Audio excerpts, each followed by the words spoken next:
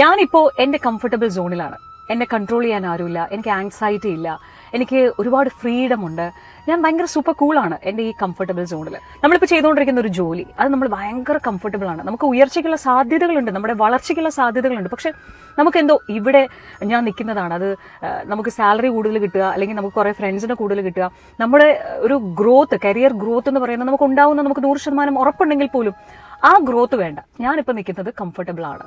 ഇനി റിലേഷൻഷിപ്പിന്റെ കാര്യത്തിലാവട്ടെ, അവിടെ നിന്ന് നിങ്ങൾ മറ്റൊരു ബന്ധത്തിലേക്ക് പോയി ഉയർച്ച ഉണ്ടാവണം എന്നതല്ല, മറിച്ച് നിങ്ങൾ നിൽക്കുന്ന ആ കംഫർട്ടബിൾ സോണിൽ നിന്ന് പരസ്പരം ആ രണ്ട് വ്യക്തികളെയും അങ്ങോട്ടും ഇങ്ങോട്ടും ഒരു ബൂസ്റ്റ് ചെയ്യുന്ന തരത്തിൽ, മോട്ടിവേറ്റ് ചെയ്യുന്ന തരത്തിൽ, നിനക്കിതല്ല, നിനക്ക് ഇതിനേക്കാൾ വലിയ രീതിയിൽ മുമ്പോട്ട് പോകാനാകും എന്ന് പറയുന്ന ഇൻസ്പയറിംഗ് ആയിട്ടുള്ള വാക്കുകളുണ്ടല്ലോ. ഫ്രണ്ട് ആവട്ടെ, ഇല്ലെങ്കിൽ റിലേഷൻഷിപ്പ് ആവട്ടെ, ഹസ്ബൻഡ് ആൻഡ് വൈഫ് ആവട്ടെ, ആരും ആവട്ടെ, അങ്ങനെ പരസ്പരം മോട്ടിവേറ്റ് ചെയ്ത് അവരവരുടെ കംഫർട്ടബിൾ സോൺ ഉടച്ചുകൊണ്ട് നിങ്ങളുടെ ഗ്രോത്തിന് വേണ്ടിയിട്ട് നിങ്ങൾക്ക് ഹെൽപ്പ് ചെയ്യാൻ സാധിച്ചാൽ അതും വലിയ കാര്യമാണ്. സോ ഇപ്പൊ തന്നെ ഞാനൊരു ചലഞ്ച് അങ്ങോട്ട് തരികയാണ്.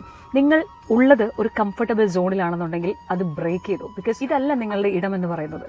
നിങ്ങൾക്ക് ഒരുപാട് ഉയരാൻ സാധിക്കും, നിങ്ങളുടെ കഴിവുകൾ ഇനിയും ഒരുപാട് ഉള്ളിലുണ്ട് എന്നത് മനസ്സിലാക്കിക്കൊണ്ട് ഇപ്പോൾ ഉള്ള ഈ ഒരു കംഫർട്ടബിൾ സോൺ ഉണ്ടല്ലോ, എന്തിലും ആവട്ടെ അത് ഒന്ന് ബ്രേക്ക് ചെയ്യാനൊന്ന് ശ്രമിച്ചു നോക്കിയേ. ചിലപ്പോൾ പരാജയമായിരിക്കും ആദ്യം ഉണ്ടാവും, പക്ഷെ നിങ്ങൾ ശ്രമിച്ചു എന്ന ആ ഒരൊറ്റ കാര്യത്തിലാണ് നിങ്ങൾ വളരാനിരിക്കുന്നത്. ആരും കൊണ്ട് തരില്ല നിങ്ങളുടെ വളർച്ചയ്ക്ക് വേണ്ടിയിട്ടുള്ള ഒരു വളം. സോ കമന്റ് ചെയ്യാൻ മറക്കണ്ട, നിങ്ങളിപ്പോ ഒരു കംഫർട്ടബിൾ സോണിലാണോ ഉള്ളത്, അത് ബ്രേക്ക് ചെയ്യാൻ നിങ്ങൾ റെഡിയാണോ? സ്റ്റേ ഹാപ്പി ആൻഡ് സ്റ്റേ ഖുഷ്, ഓൾവേസ് കീപ് സ്മൈലിംഗ്.